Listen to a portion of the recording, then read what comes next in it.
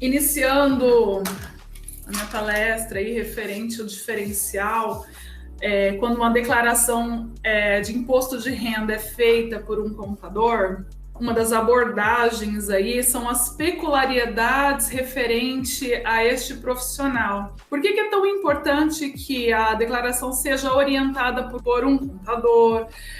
Quais são os diferenciais que ele traz nos serviços? Por que não colocar uma outra pessoa, alguém que não tenha um conhecimento vasto de legislação? Por que não entregar a sua declaração a essa pessoa? Também vou passar de uma forma rápida a declaração, né, o programa de declaração da Receita Federal, mas é uma abordagem rápida e é algo que está disponível aí para que seja baixado, seja analisado, seja feito simulações. Mas o que eu estou trazendo é o quê? É o entorno, o que envolve esse preenchimento. Vou estar acessando agora o material. Bom, tá aí, eu pedi para se inscrever no site da EMS por conta do certificado e também se inscrever no meu site, Mentoria Contábil, e depois eu vou encaminhar para as pessoas que acessaram o sistema, que acessaram os vídeos, eu vou encaminhar um questionário e depois será liberado, então, o certificado na própria área lá do site da EMS, do curso de extensão. Bom, o cronograma da palestra é a introdução, a ética, o sigilo e a confiança, a legislação e suas atualizações, modelos de cenários, o programa de declaração de imposto de renda, elaboração de checklist, simulações, gastos que diminuem a base de cálculo do imposto de renda, tabela do imposto de renda e quanto cobrar. E após isso, o encerramento. Então, basicamente, é o conteúdo que será ministrado nessa palestra. A legislação, na realidade, é só alguns pontos aí, o quão é importante ter esse conhecimento. Então, nós não estamos fazendo uma abordagem minuciosa sobre a legislação. E o programa de declaração do imposto de renda, eu estarei, então, apresentando a cara dele, as fichas, ou qual o conteúdo que tem esse programa. Como eu falei, é um programa disponibilizado pela Receita Federal, então não tem impedimentos para que vocês realizem, baixem ele no seu computador e façam simulações.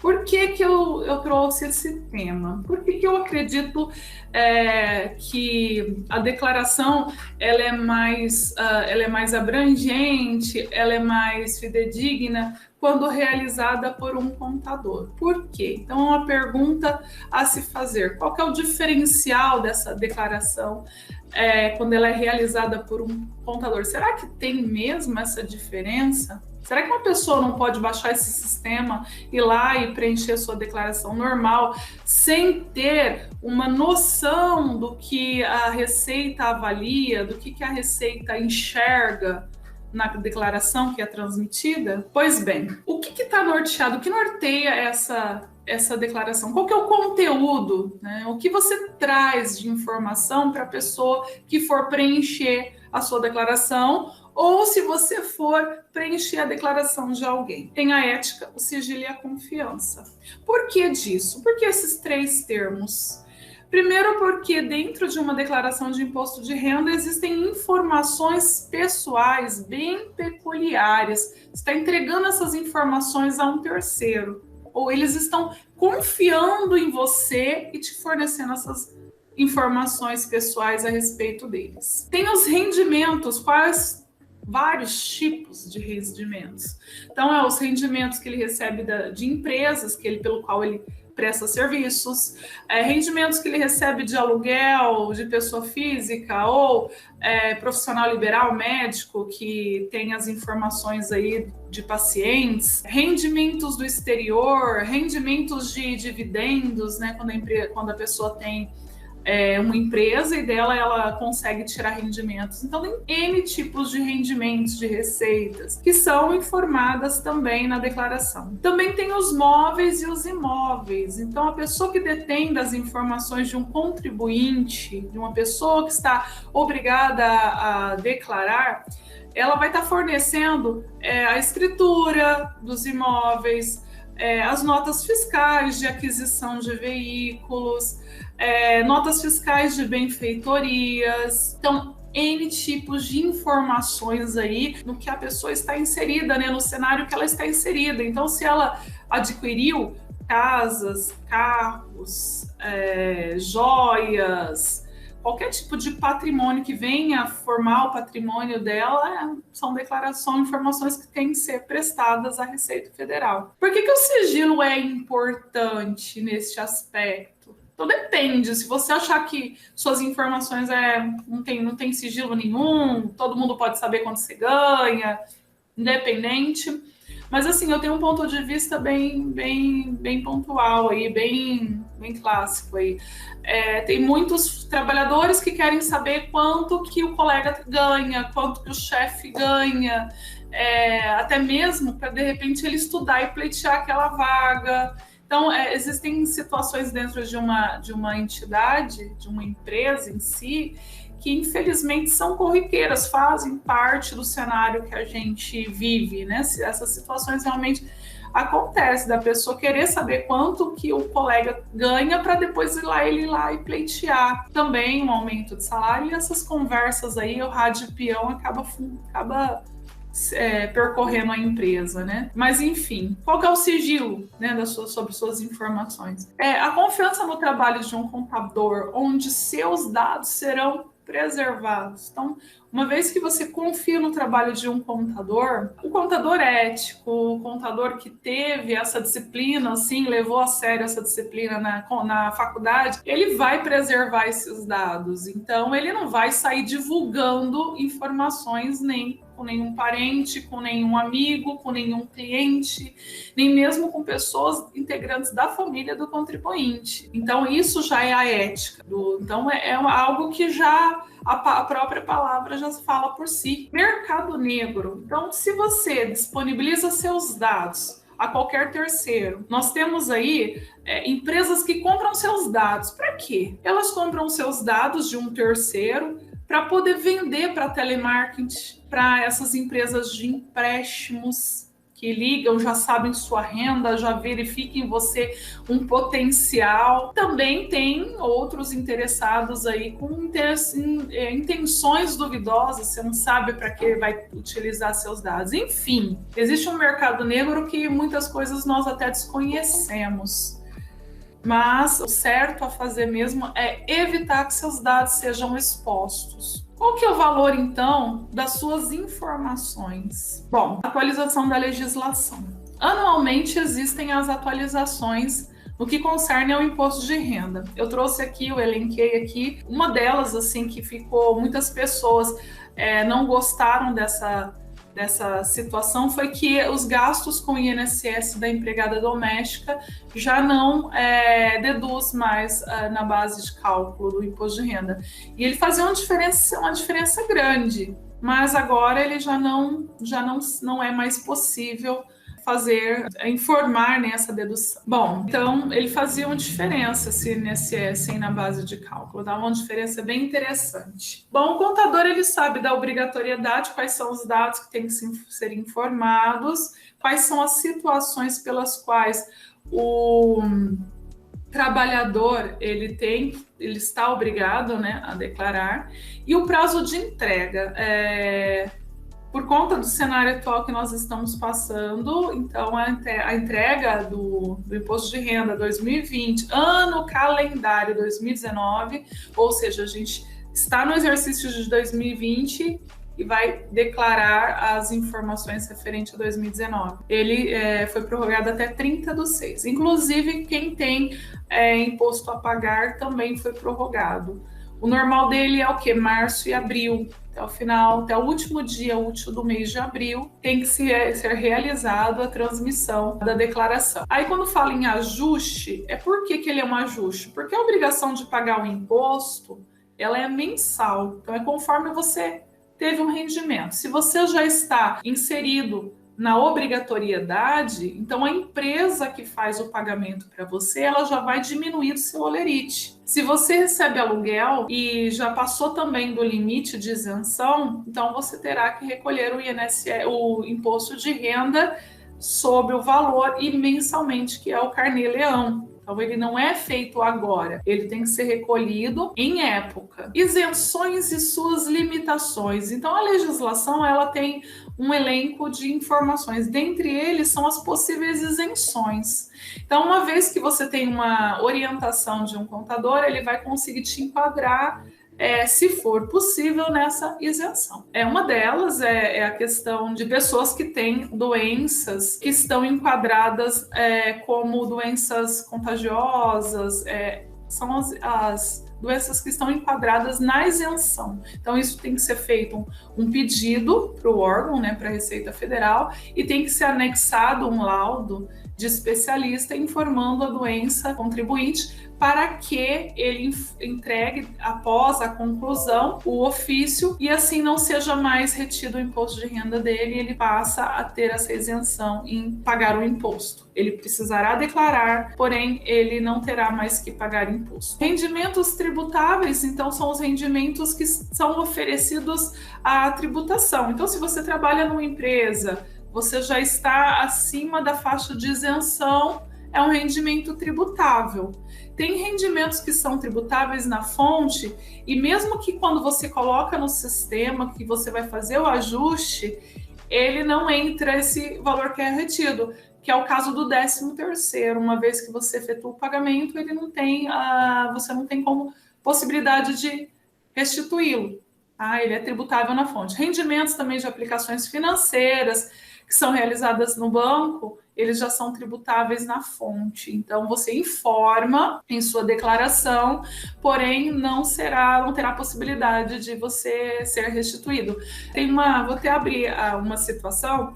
Quando você recebe algum prêmio de algum sorteio que nem supermercados realizam, hotéis, você ganhou um carro. A empresa que promoveu esse sorteio, ela tem que fazer o recolhimento do imposto de renda em cima do valor do carro.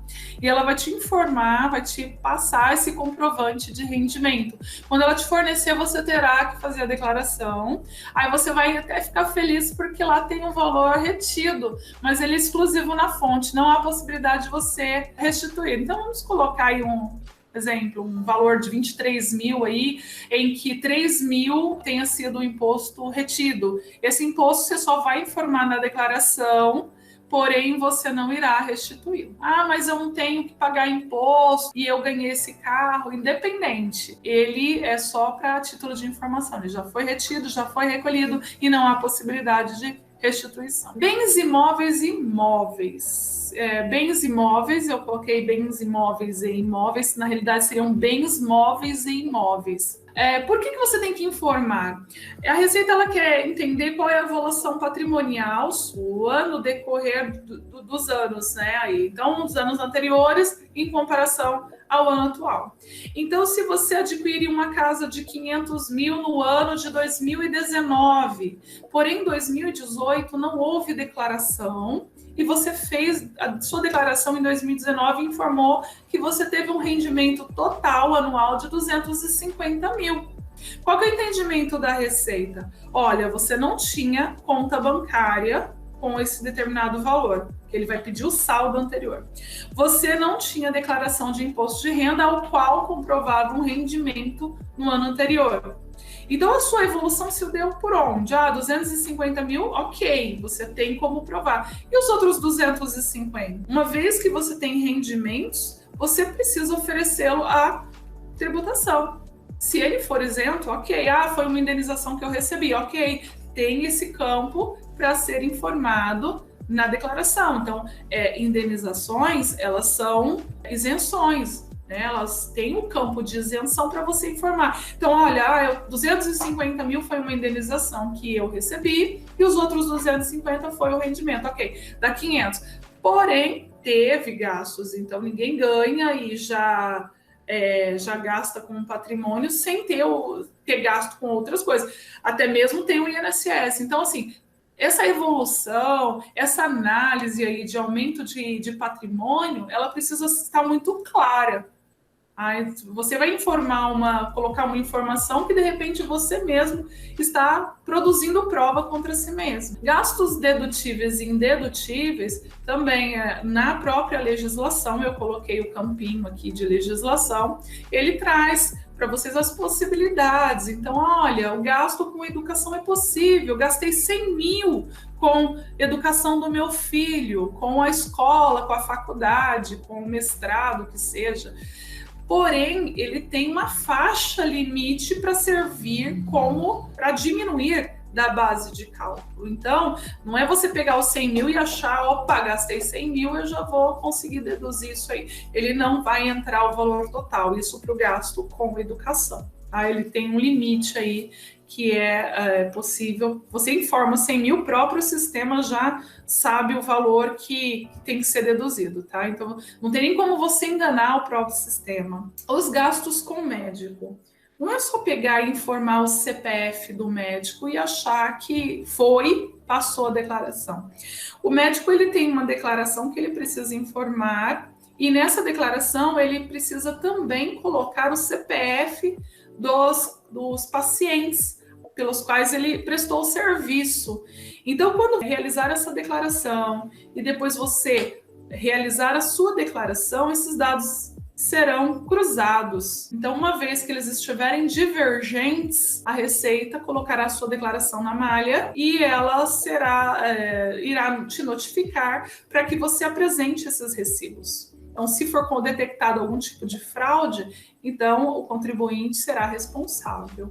Então, o que o contador faz nisso? Ele tem a documentação, nós trabalhamos com a documentação, nós não vamos lá e ligamos para o médico para saber se realmente aquele serviço foi realizado no paciente, mesmo porque o médico nem nos daria essas informações. Mas é importante que verificar a documentação que o teu cliente te apresenta, porque ela precisa ter o carimbo do médico. Mas também pode ter isso como fraude, alguém ir lá e montar um carimbo, tudo pode acontecer. Então, o contribuinte é quem irá se responsabilizar. Nós, contadores, nós faremos o quê? Nós iremos nos certificar de que existe a documentação. Então, uma vez que existe a documentação, a gente consegue colocar no sistema, traduzir aqueles dados em informações e fazer parte da declaração do cliente, que ele precisa ser muito bem orientado para isso. Apuração de ganhos de capital e carnê-leão.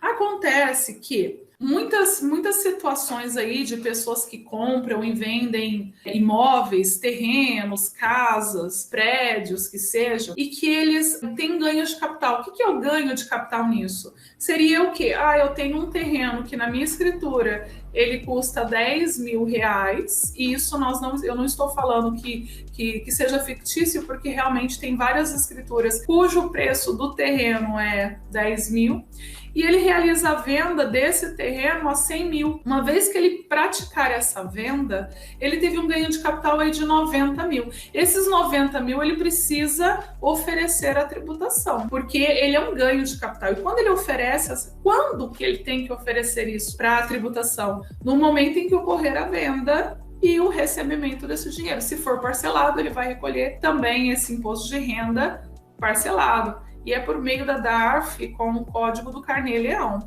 Aí existem peculiaridades nesses ganhos de capital, pelas quais o contribuinte pode estar se orientando diretamente com o contador que vai fazer essa apuração.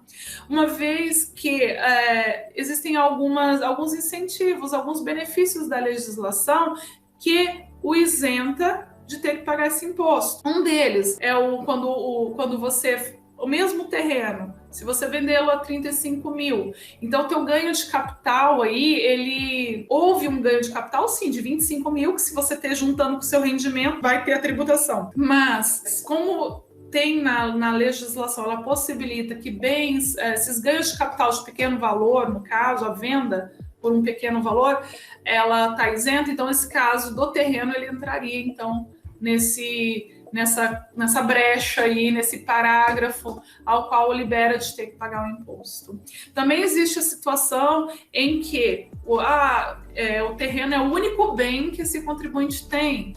Então esse é o único bem, ele tem uma determinada quantidade de dias para comprar um bem de igual valor. Até um prazo, se eu me falha a memória, aí são 180 dias. Ele vai adquirir, então, um bem nesse período, o mesmo valor. Aí ele já estará isento de adquirir. Existem casos em que muitos falam, olha, eu já fiz a venda, a escritura saiu no valor de R$10.000, ou a escritura saiu no valor de 100 mil, mas ninguém nunca me cobrou. Atualmente, a Receita tem exigido dos cartórios informações, então um dia isso irá cruzar. Então é muito importante ter um certo cuidado e acompanhar isso, porque se a Receita cruzar a informação e o recolhimento não ter ocorrido, ela vai notificar, virá com multas e juros. Mas enfim, é importante para o contador orientar o cliente e ter um documento ao qual ele informa, traz essas informações, né, e exime, então, o contador de qualquer problema, de qualquer acusação no futuro, informando que entregou e ele não fez.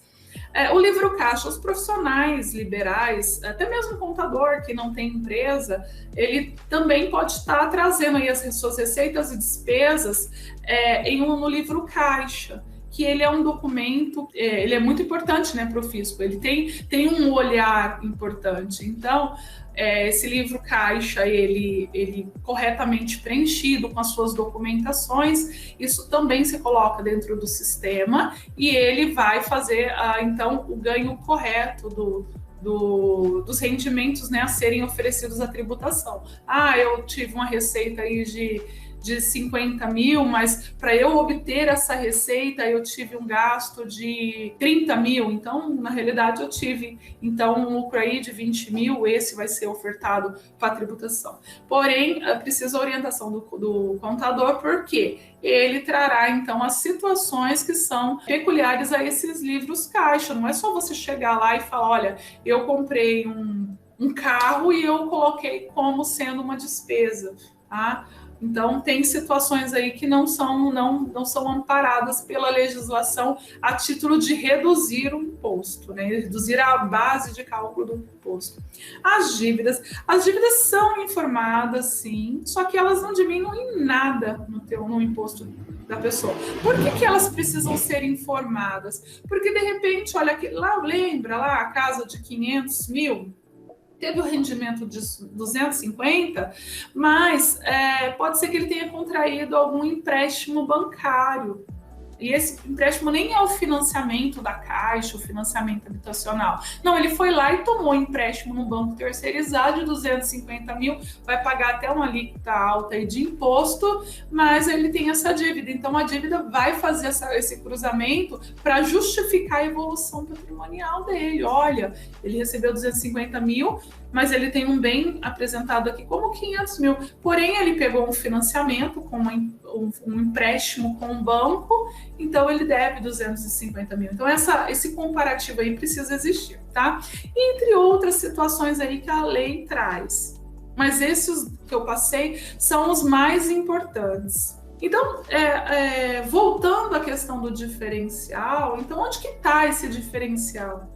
Então, o contador, qual que é o perfil ideal para o contador? Ele precisa ser cauteloso com as informações, né? Com as suas informações, as informações do contribuinte. Ele precisa ser ético no que concerne ao sigilo, entender das leis, por isso ele consegue visualizar cenários, né? Uma vez que ele entende da lei, que ele tem o hábito da leitura, ele consegue visualizar os cenários. E eu vou passar para vocês exemplos de cenários onde, com o conhecimento do contador, ele consegue então trazer, né, a declaração do imposto de renda de uma forma correta, preencher de uma forma correta, analisar aquele cenário e verificar oportunidades para o contribuinte. Ele precisa ser atencioso e orientador, porque não é só fazer, só pegar lá, preencher e entregar. Ele precisa verificar as situações do cliente. Nessa questão de ser atencioso, quando você preenche a declaração de um imposto, você visualiza o patrimônio do cliente. E muitas vezes você visualiza que o cliente até tem um ganho aí considerável, mas ele não tem nenhum patrimônio, não tem uma casa própria. E nessa conversa aí, nessa atenção que você presta ao cliente, muitas vezes ele tem essa abertura, você entra na arena dele, você tem essa abertura para perguntar o porquê dele não ter conseguido. E como contador, nós temos muito conhecimento aí na área de negócios, então você pode estar orientando a tentar um financiamento, já que ele não vai ter o rendimento para adquirir, né, esse bem imóvel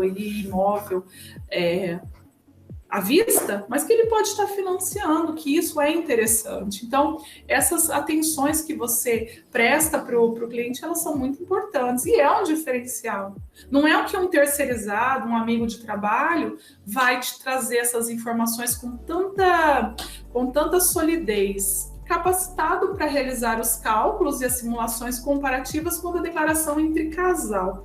É importante que o contador, quando for fazer a declaração, ele se informe a respeito da esposa, porque às vezes o esposo faz com o contador, a esposa faz com uma outra pessoa e acaba perdendo as oportunidades aí. O interessante seria que ambos fizessem com apenas uma pessoa para poder ver possibilidades. Uma das possibilidades, vamos lá, a esposa paga o plano de saúde do esposo e ambos realizam declarações em separado porque eles têm rendimentos e esses rendimentos aí eles são tributáveis, enfim. Você pode pegar da declaração dela a informação do plano, onde traz a informação também detalhada do que ela pagou para o esposo e colocar essa na declaração do esposo, porque ela não vai poder usar, ele não é dependente dela, mas ele vai poder utilizar, mesmo que tenha sido ela quem pagou. Tá? Então, existem várias situações aí que é interessante conhecer a vida de ambos para poder ver as melhores possibilidades. O dependente vai ficar melhor no da esposa, ela vai restituir mais, e ele se colocar não é interessante para ele. Então, só que foi ele que pagou a escola, mas pega o da escola e coloca no dela, eles são casados. Na abertura do imposto de renda tem a informação para você vincular o CPF. Então, existem várias peculiaridades dentro do preenchimento, quando você está preenchendo o imposto de renda, que o contador ele está apto para analisar situações. Também é uma pessoa que está habilitada a impugnar notificações da Receita. Uma vez que você já é o diferencial na hora de declarar, você já tem documentações do cliente, você entende o cenário. Só que, de repente, caiu na malha por quê? Olha, são 5 anos que a fonte pagadora, a empresa onde ele trabalha, ou a prefeitura, ou o estado, que seja onde ele trabalha, ela tem 5 anos para retificar, corrigir a declaração que ela informou para a Receita. Se ela tem isso, então ela pode, de repente, daqui 1, 2 anos, descobrir que ela fez, o funcionário transmitiu a declaração e o imposto de renda retido não era aquele, ou ele era menor, ou ele é maior, a informação de renda está errada. Então, você tem a documentação que a empresa te forneceu. Então, para impugnar, você conseguiria estar fazendo isso, apresentando. Só que tem um detalhe. A Receita, ela trata o quê? Se você recebe, você tem o direito de coletar o teu olerite. Então, se o imposto de renda ele trata do que você recebeu, que quando a gente fala em imposto de renda, a gente está falando que o imposto ele vai ser recolhido em conformidade com o mês que você recebeu. Então, novembro você recebe em dezembro, certo? E dezembro você recebe em janeiro. Então, a declaração ela vai vigorar, como é o caso dessa declaração de 2019, então ela vai vigorar como?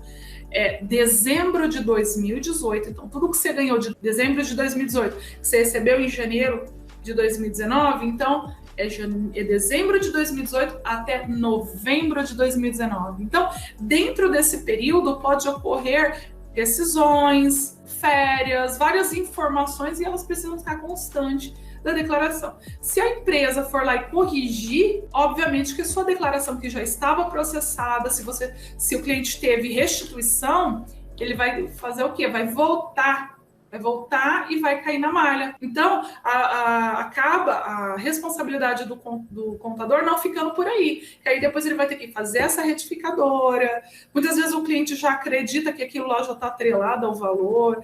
A primeira pessoa que ele vai questionar é o contador. Você declarou dependente, sua esposa declarou dependente. Então, é muito complicado essas situações. Que quando existem essa separação aí, cada um faz com um contador, porque de repente um declarou, o outro declara também e cai na malha com essas informações, tá? E essa da empresa retificar, corrigir, aí ela tem 5 anos para fazer, e ela corrigir e não te informar, não informar o contribuinte não informar o contador para ir lá retificar, tá? Então, isso pode ocorrer. Quais são os cenários aí, ó?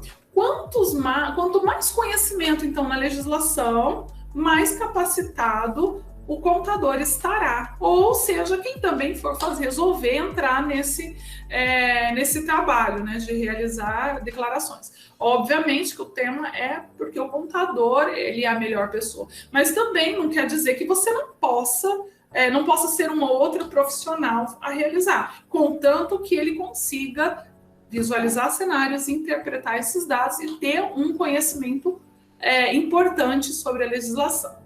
Então, modelos de cenários. O cliente conta com uma situação, o contador vai lá e ouve, né? Então, o cliente chega com uma situação, determinada situação, o contador presta atenção, ouve, interpreta esses dados e com base lá na gavetinha de informações que ele tem, ele vai aplicar a situação, né, informando, orientando novos procedimentos ao cliente. Então, vamos modelos de cenários aí.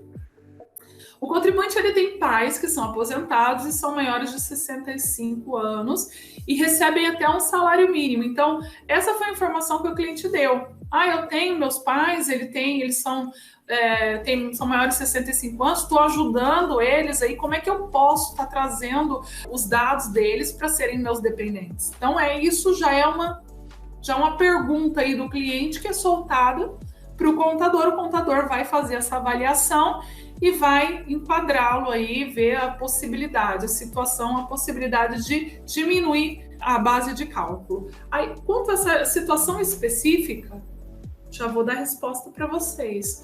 É possível? Sim.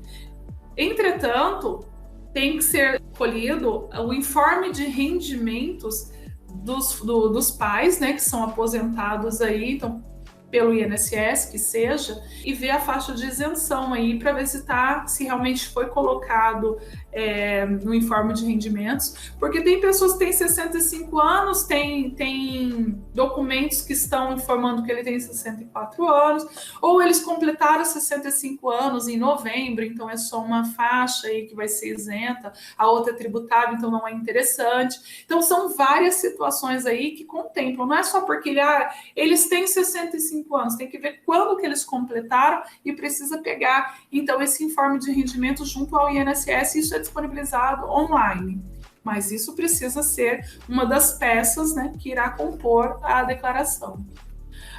Segundo cenário, o contribuinte tem rendimentos originados da empresa e de aluguéis e ele declara a sua esposa como dependente, pois ela não possui rendimentos. Então, é uma situação clássica isso. Uma vez que o contribuinte ele trabalha na empresa, tem esse informe de rendimentos, coloca a esposa como dependente, mas ele tem um aluguel. Esse aluguel, ele precisa declarar. E quando ele declara, ele também vai pagar imposto em cima. Então, nesse cenário aí, como são casados, ele pode muito bem destinar esse aluguel para a esposa e tirá-la da sua dependência. E eu aviso a vocês que várias simulações que são feitas é uma das melhores formas de você diminuir a base de cálculo do imposto. Porque ela sendo dependente não diminui tanto, dependendo dos gastos que ela teve, não é tão interessante tê-la como dependente. Então é mais interessante colocá-la como ela recebendo esses aluguéis, uma vez que são casados. O contribuinte paga pensão em um valor acima de um salário mínimo, porém não está homologado em juízo. Pessoal, a Receita está cruzando informação. Tem vários contribuintes aí que eles não homologam em juízo a pensão e pagam mais de R$1.000. Aí eles querem colocar isso na declaração de imposto, mas precisa ter o alvará judicial onde informa qual o valor da pensão. Uma vez que você não tenha isso em mãos, o melhor é declarar o filho como dependente, desde que a ex-esposa não tenha declarado, ou homologar, porque se ele pagando como pensão, ele vai ter mais retorno aí, vai diminuir mais a base de cálculo dele para o imposto do que se ele colocar como dependente. Quarto cenário, o contribuinte recebe em seu CPF a pensão de sua filha e declara juntamente com seus rendimentos. Aí você vê que tem o terceiro e o quarto cenário que eles meio que se encontram. Por quê? Em juízo, homologado o pagamento e atualmente as crianças, bebês já nascem, já têm a certidão de nascimento e já sai do CPF. Aí quando faz essa homologação em juízo, o juiz determina que a mãe, ela é a responsável, vai cair na conta dela. Qual a orientação do contador? Olha, que isso seja homologado de que forma? Que a criança tenha a conta bancária, que ela receba em seu CPF. Porque se você informar que é a ex-esposa, você pagou para a ex-esposa, ela vai ter que declarar que recebeu aquele rendimento. E o que vai acontecer com o imposto de renda dela? Vai aumentar. Se conseguir fazer esse desmembramento, né, de colocar certinho, olha, a pensão é para criança, não é para a esposa, porque tem a pensão também para a esposa, aí não tem como, é o CPF dela. Mas se a pensão é da filha, então pode ser feita uma declaração para a filha. Ela tem CPF, então ela paga escola, creche, que seja, coloca na da filha, separa da esposa. Isso é uma forma, então, de você legal de você pagar menos imposto, mas de forma em que a lei é suportado pela lei, né? Que a lei não venha a depois te condenar porque isso era errado, não. Então, estaria perfeitamente correto a forma que eu orientei. Quinto cenário, o contribuinte recebe rendimentos de empresa e realiza aplicações na Bolsa de Valores. Está acontecendo muito isso. Muitos estão trabalhando aí com essas negociações, uma hora ganha, outra hora perde. O momento de ganhar é o momento de recolher imposto de renda em carnê-leão. E isso precisa acontecer no mês em que a pessoa receber esse ganho. Tá? Então, aplica determinado valor, ganhou, vendeu, tal, e esses procedimentos aí, esses trâmites, eles precisam ser declarados e o imposto de renda recolhido em época, tá? Então, na época que recebeu, e não um ajuste, que é quando for realizar a declaração. O sexto cenário, o contribuinte vendeu bens e teve ganhos de capital com alienação. Então, aquela situação que eu passei anterior lá, de você vender o bem, vender ele acima do valor que você pagou. Então, se você tem uma casa hoje, sua casa vale R$100.000, está lá na escritura 100 mil, porém você aumentou, você teve gastos com a manutenção dela, esses gastos eles são informados como benfeitorias e eles servirão para você, quando for fazer a apuração do ganho de capital, eles servirão justamente para você apurar o custo do teu imóvel, uma vez que ele não ficou só pelo aquele valor que você pagou de início. Então, eles vão servir, só que desde que sejam suportados por notas fiscais. Então, como que você vai preparar para realizar um trabalho efetivo, tá? Você como contador. As pessoas são verdadeiras? Então, é o questionamento que eu faço para vocês. Todos vão falar tudo certinho para você? Então, assim, existe isso? Todos vão falar, eles não vão esquecer? Elas te passam todas as informações necessárias ao preenchimento da declaração? Então, é um ponto a pensar aí. A resposta a essa pergunta é muito peculiar a cada cliente, porque tem cliente que ele traz certinho, ele sabe exatamente as informações. E, olha, vendeu um veículo, ele já pega aquele documento do veículo, já faz a autenticação, né, o reconhecimento de firma, e depois ele vai lá, tira a cópia, faz a autenticação, já guarda na pasta e já te traz, ou só xerox, que seja, mas que já tem as informações de que para quem ele vendeu. E tem outros que nem lembram que vender. Mas eu não informei isso para você. Não, mas eu trouxe o documento e não trouxe. Então, tem que ser ter muito cuidado.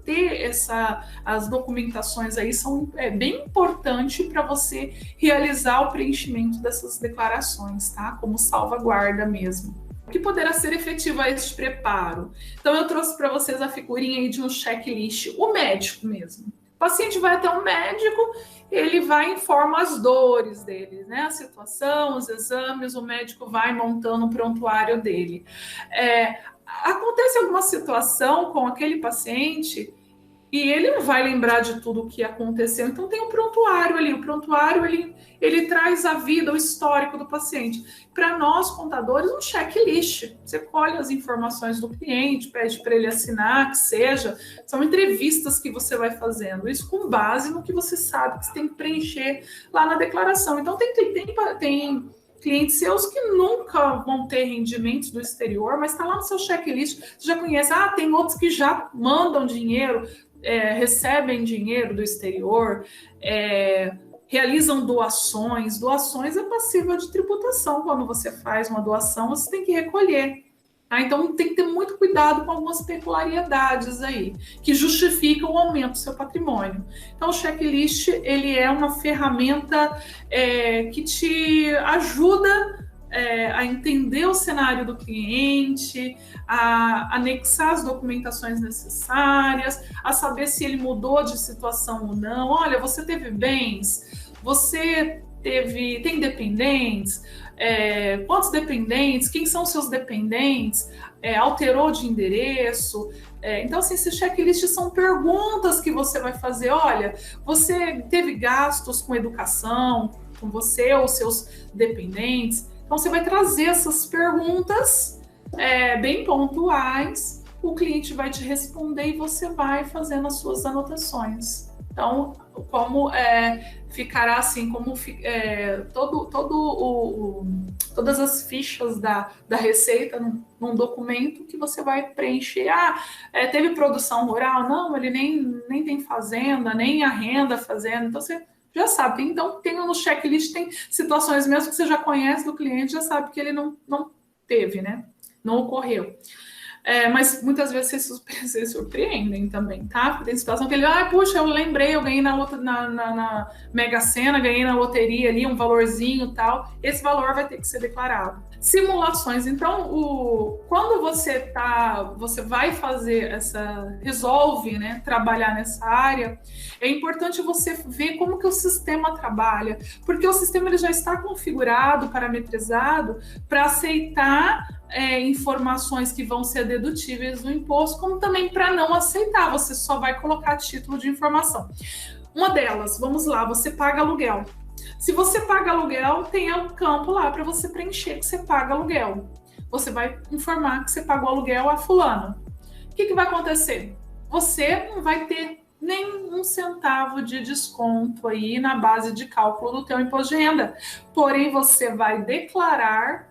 Você vai fazer o quê? Você vai fazer uma prova de que você paga para uma determinada pessoa. Então, essa pessoa vai precisar declarar que ela recebeu o aluguel. Se ela não declarar, a sua declaração já vai colocar o dela na malha. Já vai... ela não faz declaração. Então, se ela já não está na faixa de isenção, então a Receita já irá notificá-la para que ela possa apresentar a declaração e assim pagar a multa por não ter feito isso em época. Quando você faz as simulações, então você encontra diversas oportunidades, aquelas que eu falei entre o casal, que é importante, porque você vai fazer a simulação de qual é melhor o dependente. Olha, esse ano melhor é no do esposo. O ano que vem, de repente, será melhor no da esposa. Então, essa possibilidade, essa visualização de diferenças, você vai fazer trabalhando o sistema, tá? Trabalhando a própria declaração. Então, você, assim, baixa o arquivo da Receita, treine e vê como que as funcionalidades do sistema. Faça cálculos manuais também. Isso possivelmente vocês devem ter aprendido na matéria aí de legislação trabalhista, para você fazer os cálculos do imposto de renda. Então, você vai fazer o cálculo, vai encontrar a base do imposto e vai aplicar a alíquota e tem a reduçãozinha ali que é possível. Então, faça esses cálculos, porque às vezes o cliente chega e ele fica muito chateado com o valor que ele paga. E ele traz várias situações em que ele fala, olha, o meu amigo ganhou a mesma coisa que eu e teve uma restituição maior que eu. E a restituição, ela não é algo que, olha, eu tive restituição. Não, você teve restituição porque o que foi retido dos seus valores foi maior do que o devido. Tá? Isso é o caso das pessoas não terem gastos. Então, a declaração só servir como ajuste mesmo, ela informa, ele não teve gasto com nada, e mesmo assim ele teve restituição. Isso quer dizer o quê? Que no decorrer do ano foi retido a mais, então fez falta para ele no decorrer do ano. Tá? Porque o imposto de renda não pode ser tratado como uma poupança, mesmo porque não vale a pena. Então, essa questão da pessoa ficar querendo comparar o cenário com o de um amigo não existe. Cada um tem uma peculiaridade. O sistema é o mesmo e ele vai trazer as informações da forma que você preencher. Agora, se você simular, colocar dados que não são reais, tipo, colocar o CNPJ de uma faculdade que você pagou e você nunca fez, se você colocar o CPF do médico mesmo, vai cruzar. Isso a Receita tem trabalhado para cruzar essas informações, então vocês vão precisar ter muito cuidado a colocar informações que não tem documento que suporte, né, que é suporte, porque se cair na malha, a Receita te dá um prazo aí de 5 dias para você apresentar as documentações. Por que eu tenho pago mais imposto de renda a cada ano? Gente, infelizmente, é um cenário real do nosso Brasil. Teve aí a troca de presidência, mas não teve a troca da planilha, da tabela. Ela está totalmente desatualizada. Isso quer dizer o quê? Que desde 2015, a faixa de isenção está aí, até 1903,98. Mas aí você fala, mas vem cá, eu não pagava imposto e passei a pagar. Passou porque você teve aumento salarial, o salário mínimo aumenta, o salário comercial aumenta, seja de qual sindicato que a empresa ter, né, de qual a classe sindical, tem aumento anualmente, seja de 4%, de 10%, que seja. Então, assim, a tendência é trazer para a tributação quem nem tinha, já estava na faixa de isenção. Então, pode verificar que se você voltar ao tempo, em 2015, você falaria em 1903, qual que era o salário mínimo em 1903? Hoje o salário mínimo está em 1.045 e a tabela está sendo a mesma. Então, em 2015, quem recebia dois salários e meio aí estava na faixa de isenção.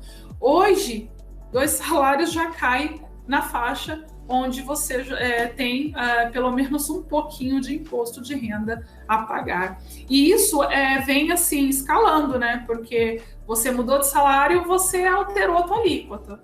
Então a pessoa fala, nossa, eu faço muita hora extra, vou ter um dinheiro maior. Ela vai e ela muda de alíquota, aí vem descontado a mais. Mas se não for um constante, essas horas extras, então vai ser variável. Quando fizer o ajuste, aí ela recebe o que foi retido a mais, tá? Então, o sistema da Receita, ele já é trabalhado nessas informações, já é parametrizado. Então, ele já traz o valor correto. Vamos trabalhar, então, agora vamos falar sobre os gastos dedutíveis.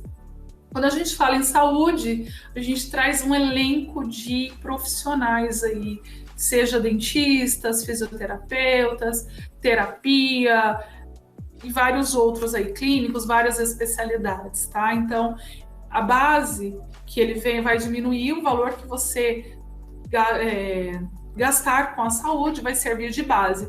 Veja bem, não é que você vai gastar 10 mil reais na saúde, você vai ter esses 10 mil de volta. Muitas vezes, conforme o cenário do contribuinte, esses 10 mil para ele, de repente, ele só vai restituir R$1.000. Ou, de repente, já sobe 1.500. Então, depende do cenário do contribuinte.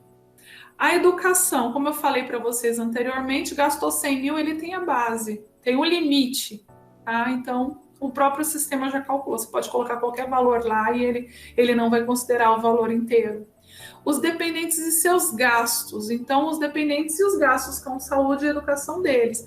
Pessoal dependente que não tenha renda. Se você colocar a renda dele, se você colocá-lo como dependente, colocar a renda dele, vocês vão ver que não é interessante colocar o dependente, seja a renda qual for. Só se for R$100 que ele ganhou. Fora isso, qualquer valor que você fizer, só se teve muitos gastos com saúde. Então, é a questão da simulação, é onde você vai ver se é viável ou não trazê-lo como dependente. Trazer o pai, uma mãe, um filho, uma esposa como dependente.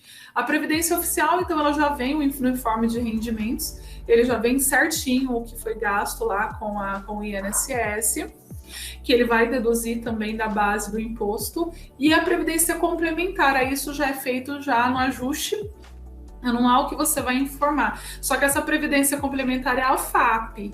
VGBL não. Você informa VGBL, mas o VGBL você só vai a título de informações mesmo. Questão da comissão, então, da imobiliária. Recebe o aluguel, o valor que paga para a imobiliária já tem que ser informado, descontando, então, esse valor de aluguel.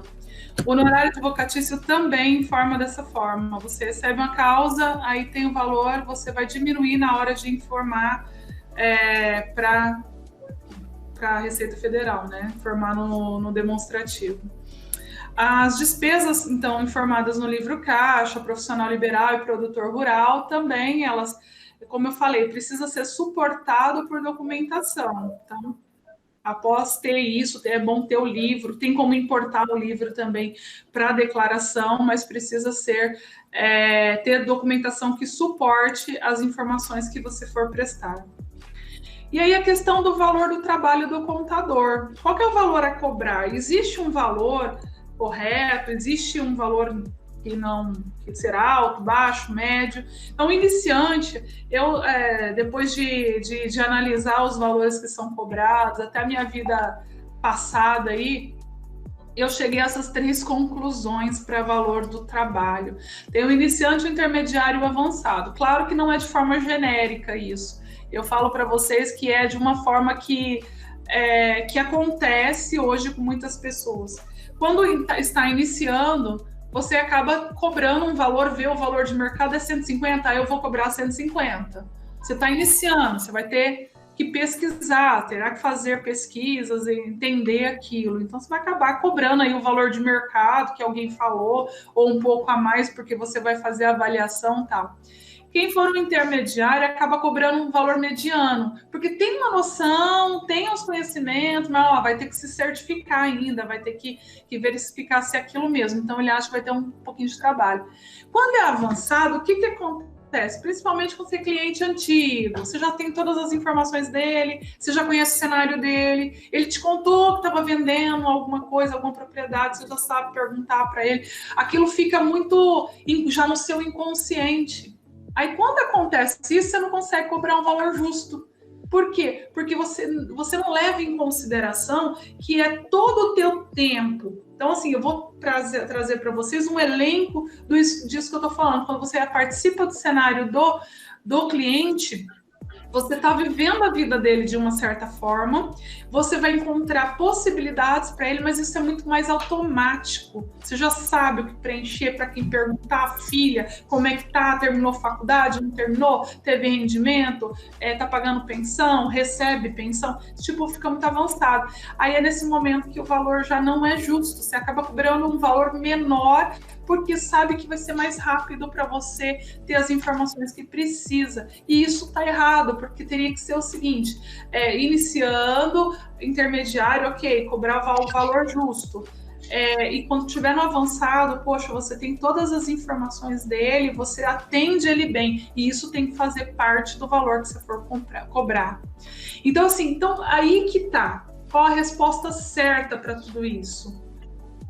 Tem que fazer o cálculo, porque ela, na realidade, ela não existe, não tem um valor correto para você cobrar de imposto de renda e que seja alinhado para todo mundo. Mas tem isso aqui. Qual que é o valor do seu trabalho? O que ele significa? Se o cliente não conseguir valorizar isso, fale para ele. Nem que você perca o cliente, mas fale, porque ele precisa entender que você é o diferencial para ele. Então, faça os cálculos. Quanto que vale acompanhar a declaração dele por 5 anos? Quanto que vale você guardar, salvar os dados dele? Porque se ele cair na malha, ele vai ter 5 dias, que seja o tempo que eles der, para poder apresentar suas documentações. Mas se você tiver aqui, fica muito mais fácil. Quanto que vale você pagar cursos de atualização para seu tempo para se atualizar? Quanto que vale orientar o cliente no decurso do ano? Porque ele liga para você e fala: olha, eu estou aqui no material de construção, vale a pena eu pegar a nota fiscal? Porque assim vai valorizar, meu bem? Ou o outro fala assim: olha, eu estou comprando uma casa, como é que faz? Olha, eu estou vendendo, quanto que eu vou pagar de imposto? Liga, eles ligam. Eles ligam para te perguntar: minha declaração até agora não chegou, não foi efetivada, não restituí até agora. Olha, eu posso estar trocando,